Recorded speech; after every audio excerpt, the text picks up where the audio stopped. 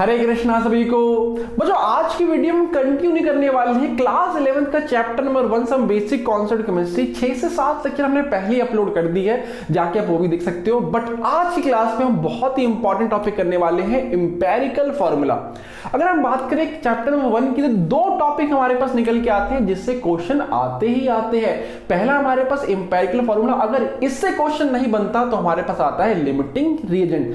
अब इन दोनों को हम कैसे अच्छे से पढ़े और कैसे हम याद रखें उसकी ट्रिक भी बताऊंगा। कैसे आप इसको बहुत ही इजीली और बहुत ही तेजी से कर सकते हो उसकी ट्रिक बताऊंगा। तो चलिए बिना किसी देरी के स्टार्ट करते हैं। तो आज का हमारे पास जो पहला टॉपिक हमारे पास होने वाला है वो हमारे पास होगा एम्पिरिकल फॉर्मूला। अब पहले हम ये तो जान ले, डेफिनेशन तो हम भाई याद कर लेंगे, डेफिनेशन सभी बुक में। पहले हम ये जानते हैं कि ये होता क्या है। तो इससे पहले हमने क्या पढ़ा है, तो हमने पढ़ लिया है मॉलिक्यूलर, हमने पढ़ रखा है मॉलिक्यूलर फॉर्मूला। तो किसी भी मॉलिक्यूल में हमारे पास कितने एटम होते हैं हम उसको देख के बताते हैं कि हमारे पास उसका मॉलिक्यूलर फॉर्मूला क्या है। अगर हम बात करें कि हमारे पास C6H6, तो ये हमारे पास मॉलिक्यूलर फॉर्मूला हमारे पास निकल के आता है बेंजीन का। नेक्स्ट अगर हम बात करें तो C2H6 हमारे पास आता है किसका, तो इथेन का। नेक्स्ट हमारे पास C2H4 हमारे पास आता है किसका, तो इथीन का, डबल बॉन्ड का। तो ये तीन हमारे पास मॉलिक्यूलर फॉर्मूला हमारे पास है। अब मैं इसमें करूंगा क्या कि एक सिंपलेस्ट होल नंबर रेशियो में लूंगा, मतलब जो हमारे पास C6H6 हमारे पास है, इसमें हमारे पास जो 6 हमारे पास है, इसमें हमारे पास जो कॉमन आएगा उसको मैं सबसे डिवाइड करूंगा। तो यहाँ पे हमारे पास जो कॉमन हमारे पास क्या है, तो यहाँ पे हमारे पास 6 कॉमन है, तो इसको इसके सबसे डिवाइड कर दो। तो यहाँ पे हमारे पास C1H हमारे पास 1। तो यहाँ पे हमारे पास जो ये सिंपलेस्ट होल नंबर रेशियो के साथ जो फॉर्मूला निकल के आया है इसे बोलते हैं हम एम्पिरिकल फॉर्मूला। इसे हम क्या बोलते हैं, तो एम्पिरिकल फॉर्मूला। अब इसमें आप बताओ इसमें हम क्या करेंगे, तो 2 और 6 में हमारे पास जो ये एक कॉमन फैक्टर हमारे पास निकल के आया वो क्या है, तो 2 है। तो यहाँ पे हमारे पास जो कॉमन फैक्टर हमारे पास 2 है, तो मैं इसको 2 से सबको डिवाइड करूंगा। तो C1H हमारे पास 3। तो C2H6 का हमारे पास एम्पिरिकल फॉर्मूला हमारे पास क्या आ गया, तो C1H3। सेम यहाँ पे हमारे पास 2 और 4 में हमारे पास कॉमन फैक्टर क्या निकल के आएगा, तो 2 हमारे पास आएगा। तो इसको मैंने इसको डिवाइड किया तो यहाँ पे हमारे पास आ गया C1H2। तो ये पे हमारे पास जो ये C2H4 का हमारे पास एम्पिरिकल फॉर्मूला हमारे पास क्या निकल के आया, C1H2। तो आई होप आपको ये क्लियर हो गया होगा कि एम्पिरिकल फॉर्मूला हमारे पास होता क्या है। अब बात करते हैं इसकी डेफिनेशन की। तो यहाँ पे हमारे पास जो एम्पिरिकल फॉर्मूला है वो हमारे पास होता है simplest whole number ratio of various atoms present in molecule or compound।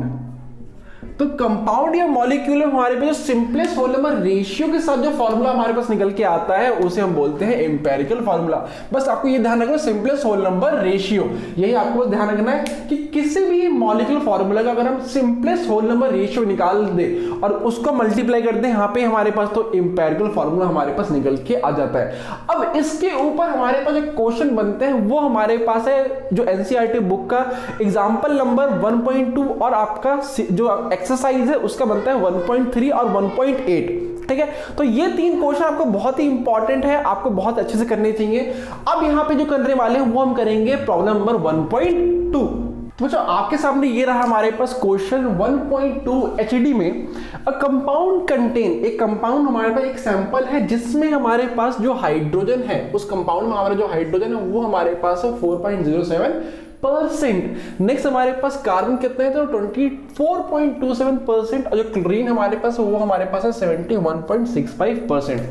यहाँ पे हमारे पास जो सैंपल हमारे पास है उसका मोलर मास भी दे दिया है 98.96 ग्राम और हमसे पूछा है एम्पिरिकल हमारे पास और मॉलिक्यूलर फॉर्मूला हमारे पास क्या होगा, हमें ये निकालना है।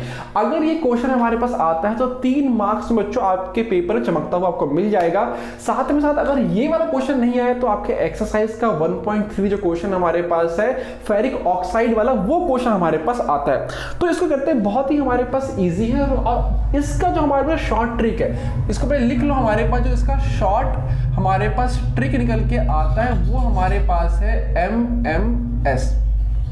MMS से आपको याद रहेगा यहाँ पे कि आपको करना क्या है, सिर्फ MMS बनानी है। यहाँ पे हमारे पास जो ये पहला हमारे पास वो कन्वर्ट इनटू मास, पहले आपको मास में कन्वर्ट करना है, फिर नंबर ऑफ मोल्स में, फिर सिंपलेस्ट होल नंबर रेशियो में। यहाँ पे हमारे पास क्या है, तो पहला M हमारे पास है कन्वर्ट इट इनटू मास, दूसरा convert it into number of moles, next हमारे पास है क्या है, सिंपलेस्ट होल नंबर रेशियो।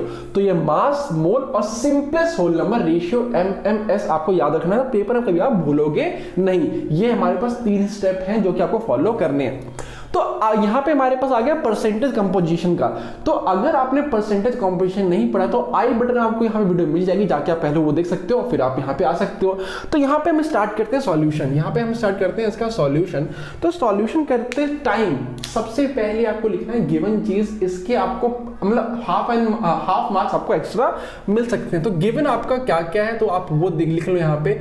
तो गिवन आपको यहाँ पे दिया हुआ है मास, यहाँ पे आपको परसेंटेज ऑफ हाइड्रोजन, तो परसेंटेज ऑफ हाइड्रोजन हमारे पास कितना है, तो 4.07 यहाँ पे आपको ये दे दिया। नेक्स्ट अगर हम बात करें तो ये परसेंटेज ऑफ कार्बन आपका कितना है, तो 24.27% आपका आ गया। और जो क्लोरीन हमारे पास है, परसेंटेज ऑफ क्लोरीन आपका है वो 71.65%। मोलर मास आपको दिया हुआ है, मोलर मास आपको दिया हुआ है कितना, तो 98.96 ग्राम आपको दे दिया।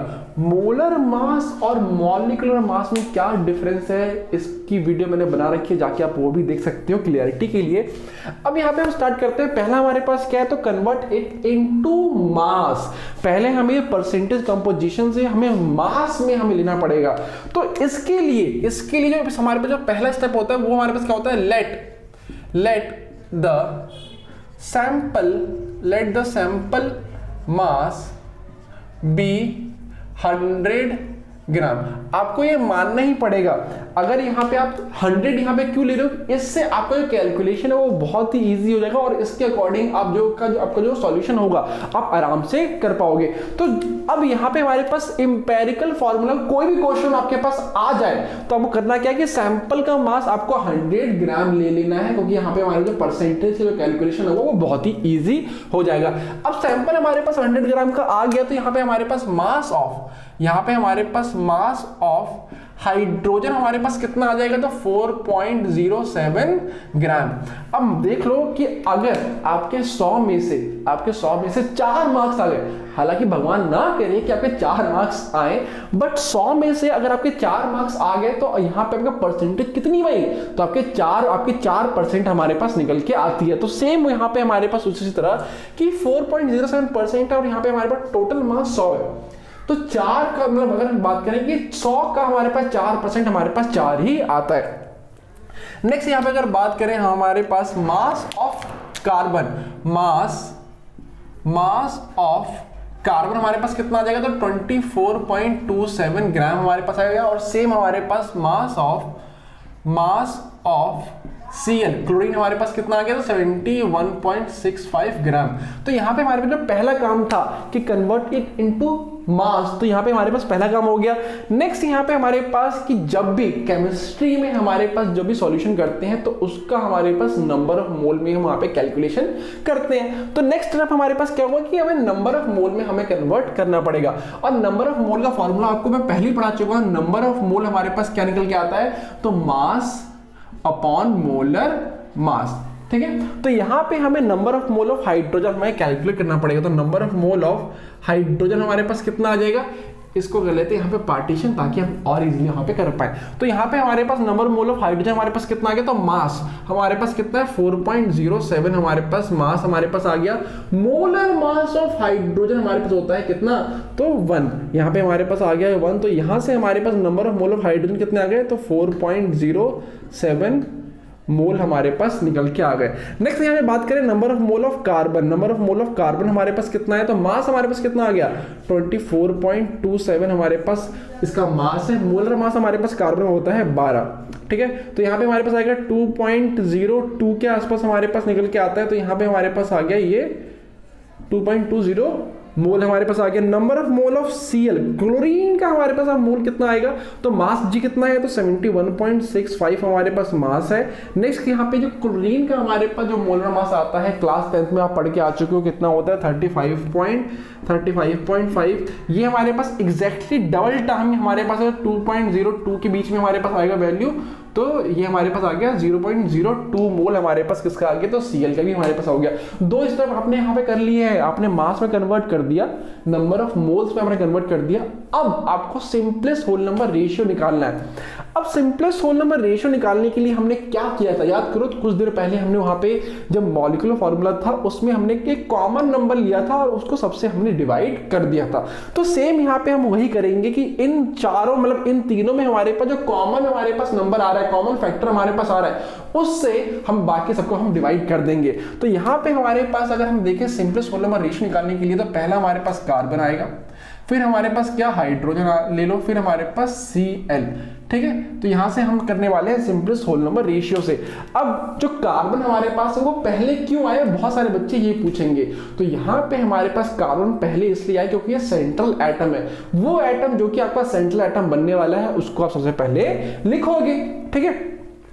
अब बात करते हैं यहाँ पे इसके रेशियो की। तो पहला यहाँ पे हमारे पास आ गया कार्बन का हमारे पास कितना है, तो 2, यहाँ पे हमारे पास 2.02।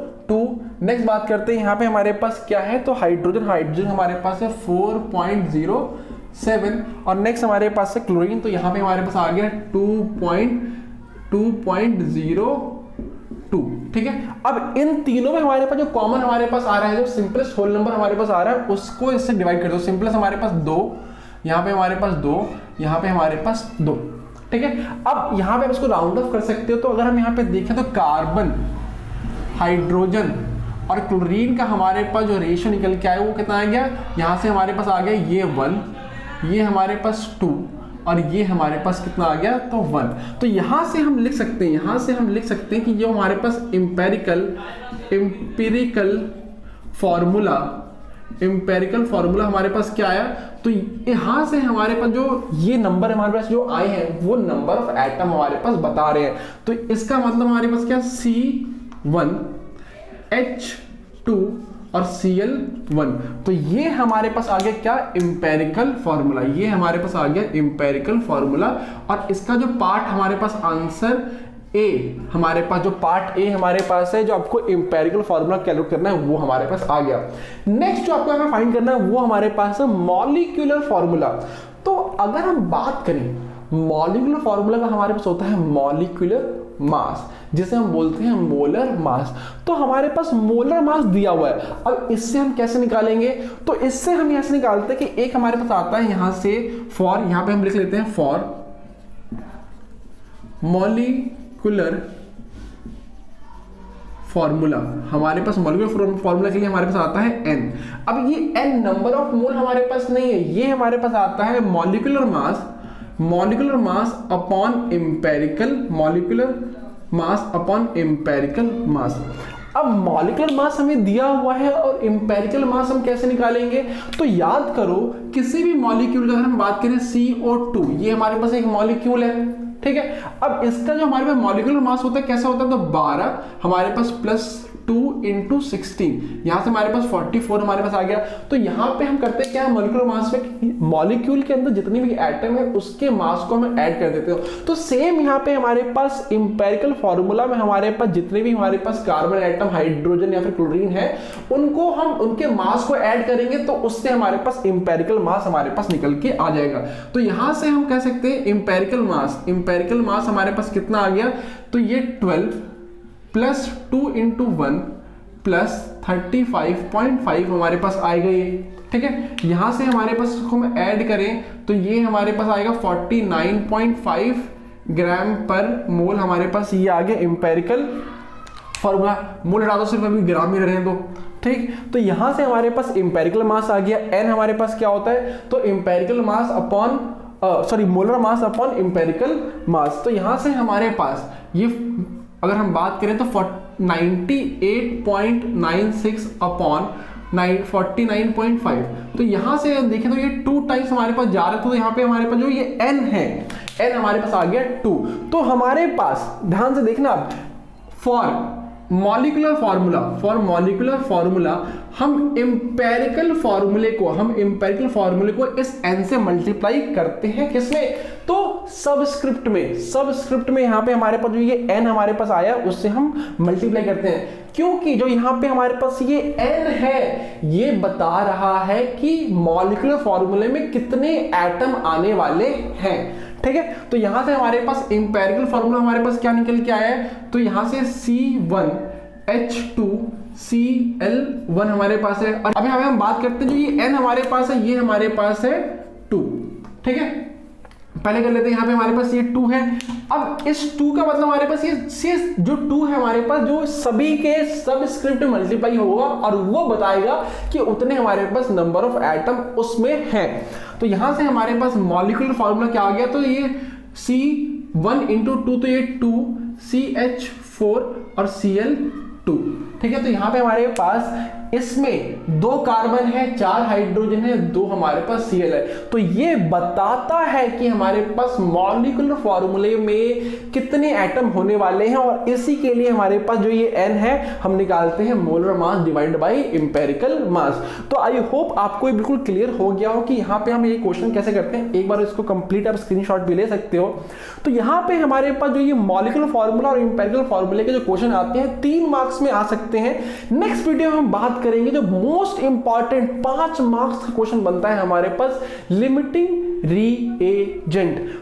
अगर ये क्वेश्चन हमारे पास 3 मार्क्स में नहीं आया है फिर तो यहाँ पे इस चैप्टर से 5 मार्क्स में हमारे पास आता है लिमिटिंग रीएजेंट। अगर आपका यहाँ पे टाइम खराब हुआ, किस्मत खराब हुई, तो वही लिमिटिंग रीएजेंट 3 मार्क्स में पूछा जा सकता है। और बच्चों अपनी प्रैक्टिस के लिए बैक एक्सरसाइज में 2 क्वेश्चन हमारे पास एम्पेरिकल फार्मूला का हमारे पास है, क्वेश्चन नंबर 1.3 और क्वेश्चन नंबर 1.8, जाके आप वो भी कर सकते हो। मिलते हैं अगली वीडियो में, और तब तक सभी बच्चों को हरे कृष्णा।